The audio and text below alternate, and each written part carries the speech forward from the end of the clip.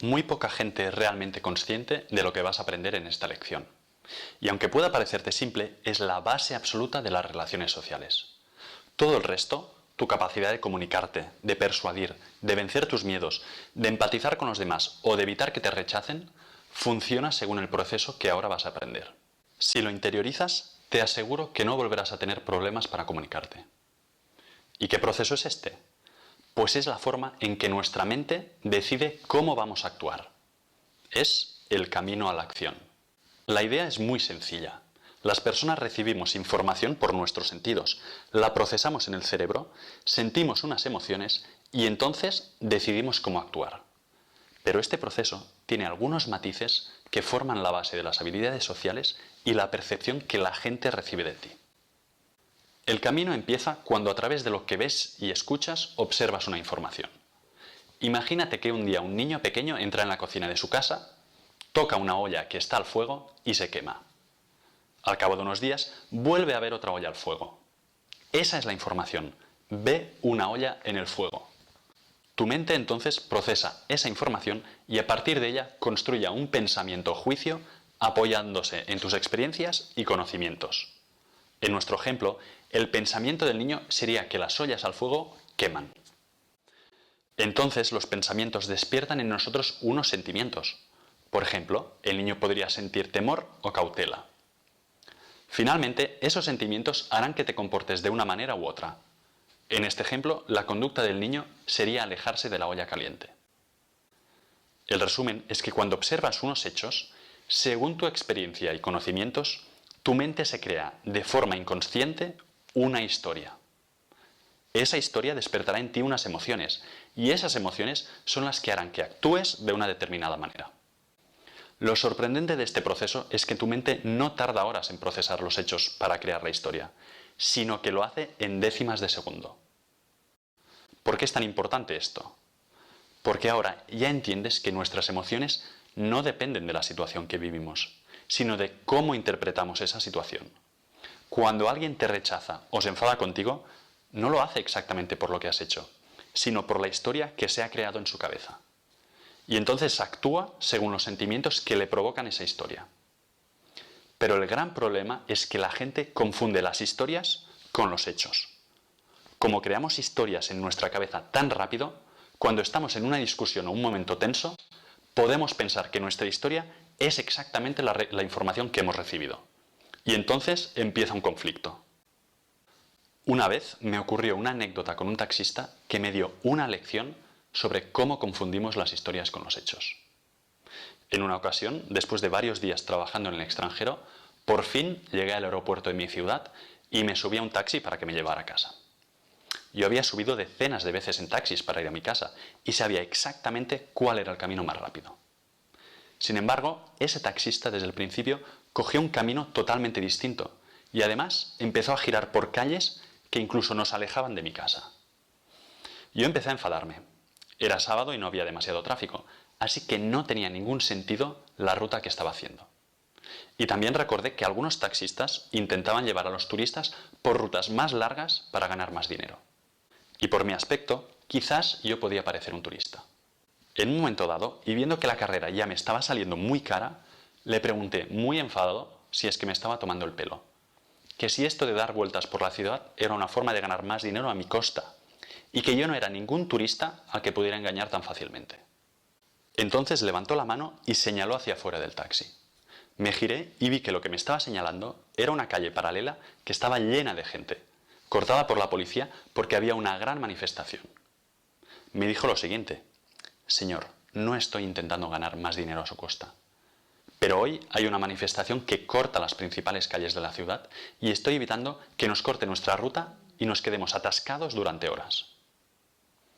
¿Te das cuenta de lo que me ocurrió? Confundí la historia que había creado en mi cabeza, donde ese taxista me estaba intentando engañar, con los hechos reales y objetivos. Me enfadé porque creí que la realidad era mi historia y en ningún momento contemplé la posibilidad de que no pudiera ser así. Esto nos ocurre decenas de veces a la semana. Mi amigo llega tarde y me enfado con él porque no me ha respetado. Pero luego me entero de que ha llegado tarde porque lo han despedido del trabajo y ha tenido que recoger sus cosas. O el chico que conocí ayer por la noche no me devuelve las llamadas, así que es un frío y un falso. Pero resulta que él piensa que para gustarle más a una chica tiene que hacerse un poco el duro, y lo único que quiere es gustarme más porque se siente muy solo. ¿Qué tienen en común estos ejemplos que te he puesto? Pues que en todos ellos yo no tengo toda la información, y a pesar de eso me he creado igualmente mi historia. Si hubiera sabido que la calle estaba cortada o que habían despedido a mi amigo, ¿me habría creado la misma historia? No, porque entonces tendría toda la información. En ese caso, le hubiera dado las gracias al taxista por preocuparse y hubiera intentado apoyar a mi amigo. Respóndeme a esta pregunta. ¿Cuál crees que es el paso más importante del camino a la acción y sobre el que tienes más control? Pues es el primero, la información que recibimos, porque es el que nos sirve para crear la historia en nuestra mente. ¿Y qué ocurre con esa historia cuando recibimos poca información? Cuando la información está incompleta, cuando tiene huecos. Como cuando yo no sabía que el taxista estaba intentando esquivar las calles cortadas. Pues que entonces nos inventamos la información que falta tomando como referencia nuestras experiencias y conocimientos anteriores. Por eso somos capaces de sacar conclusiones en un instante sobre alguien que justo acabamos de conocer. Aunque la información inicial sea muy escasa, el proceso continúa. Y ya sabes que las personas somos increíblemente rápidas montándonos historias. Hace unos años volví a mi casa de noche andando por una calle muy estrecha y solitaria de Barcelona. A esas horas apenas había nadie, pero de repente, y cuando menos lo esperaba, oí que alguien detrás de mí me gritaba: ¡Tú, párate!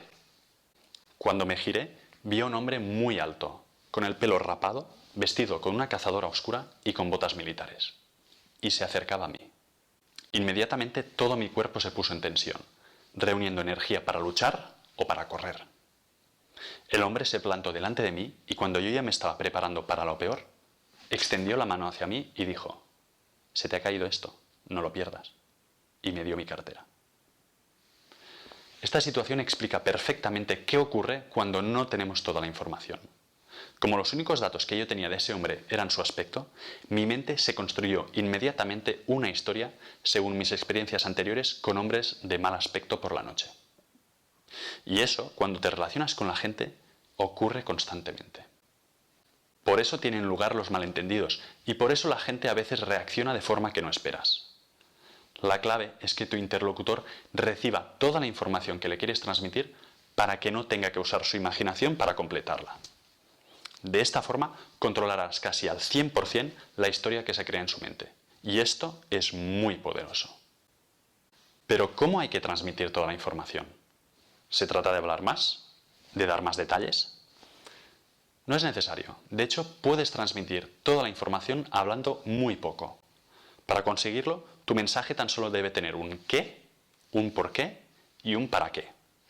Estos son los 3 bloques de información con los que la gente crea sus historias sobre cada situación. Si no das alguno de los 3, tu interlocutor se lo inventará. Y si no tiene mucha confianza contigo, probablemente no te guste lo que se invente. Imagínate en la siguiente situación. Sales con tus amigos a un bar musical y cuando llevas un rato allí con ellos, te fijas en una chica sentada sola. Da igual si es un chico o una chica, imagínatelo según si te gustan los chicos o las chicas. La cuestión es que te fijas en ella y la encuentras atractiva. Tanto que estás empezando a considerar la posibilidad de acercarte a hablar con ella. Te giras un momento la barra, coges tu copa y le das un último trago para reunir coraje. Pero cuando te vuelves a girar, resulta que un amigo tuyo se te ha adelantado y ya está sentado hablando con ella. Y lo que es peor, ella se está riendo y parece estar pasándolo bien. Has perdido tu oportunidad. La noche continúa y pierdes de vista a tu amigo. Sigues con el resto del grupo, pero la verdad es que es bastante aburrido todo. Cuando ya es tarde y estás pensando en irte a casa, de repente se te acerca corriendo el amigo que estaba hablando con la chica y te dice: «Oye, ¿me dejas 50 euros? Como solo te está diciendo el qué, déjame 50 euros, tú inmediatamente te inventarás el por qué y el para qué. Como estás un poco resentido con él porque estaba con la chica que te gustaba, quizás pienses que te lo está pidiendo para invitarla a copas porque a él se le ha acabado el dinero. O quizás pienses que te pide dinero para irse en taxi a casa de la chica y quiere que todos os enteréis para daros envidia.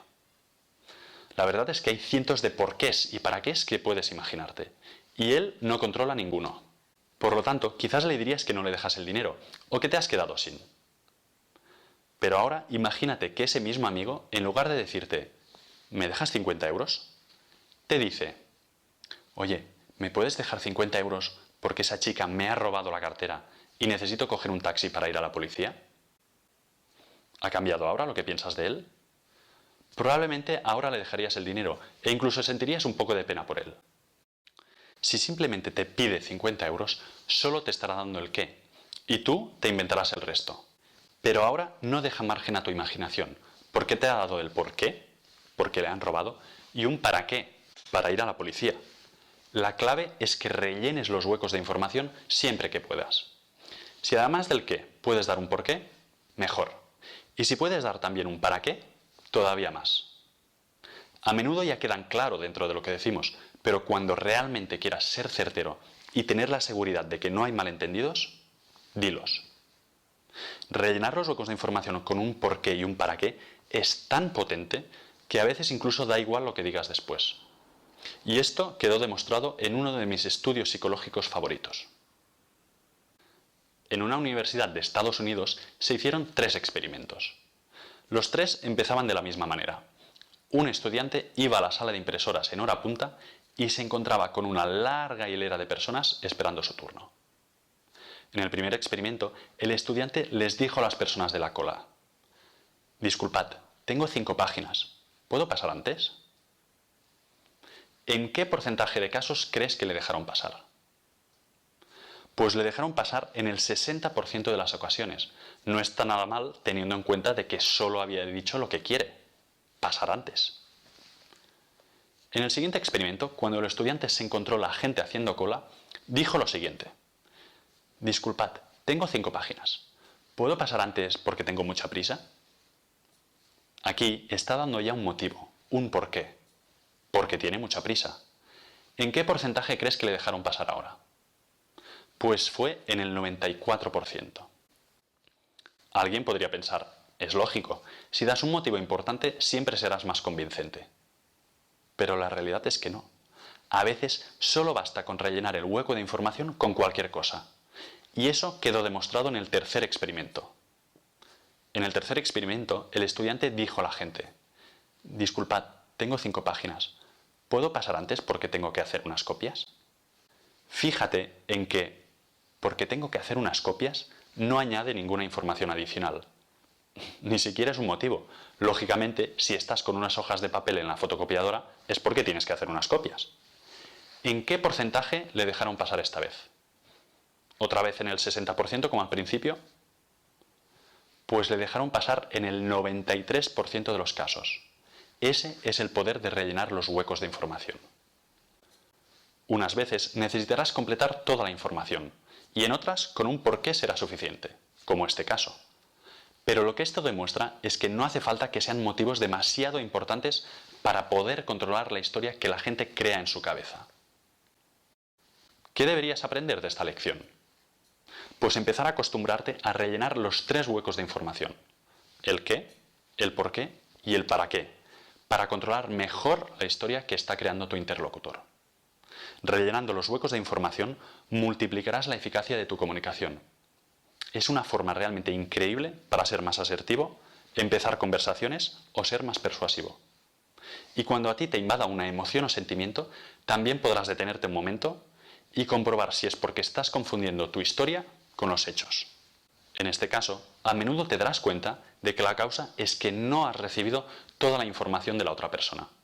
Así que lo único que tienes que hacer es pedírsela. La cantidad de veces que no completamos los huecos de información a lo largo del día es enorme. Por ejemplo, vas a tu jefe y simplemente le pides un aumento de sueldo. ¿Y el resto de información? O estás con tu pareja y dices, ¿vamos al cine a ver esta película? ¿Dónde está aquí el por qué y el para qué?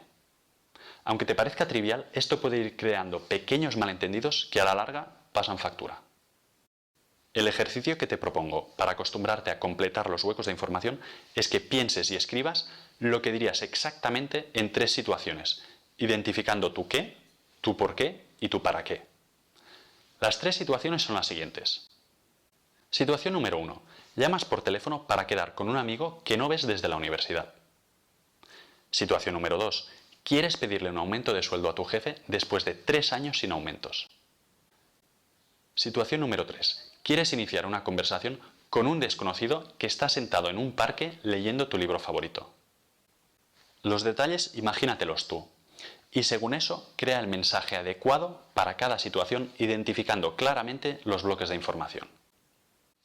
Practícalo y acostúmbrate a hacerlo en aquellas situaciones en que quieras evitar malentendidos, ser más persuasivo o conseguir que la gente no dude de tus motivos y empezarás a notar sus resultados de inmediato.